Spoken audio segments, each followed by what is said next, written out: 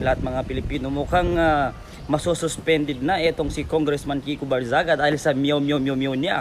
At nakakapagtaka rin na mas nauna pang nasuspindi si Congressman Kiko Barzaga kaysa kay Zaldico. Naku, Bongbong Marcos, mag-ingat-ingat na kayo, mag-ayos-ayos na kayo dahil nauuna pang nakakasuhan itong mga congressman na lumalaban sa korupsyon kagaya ninyong mga magnanakaw kayo, mga politiko kayo, no? Biruin mo, no? 60 days na masususpended si Congressman Kiko Barzaga.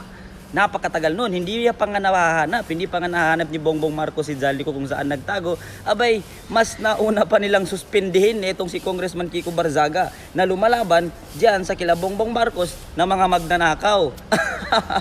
So ayun mga kaibigan, kawawa naman si Congressman Miyaw kasi mas nauna pa siyang nasuspindi kaysa dun sa mga congressman na bilyon-bilyon ang ninakaw. No, umayos-ayos na kayo diyan sa inyong administrasyon Bongbong Marcos, wala pa nga kayo nagagawa eh. Puro kayo suspindi sa mga taong lumalaban sa inyo. Mga kurakot.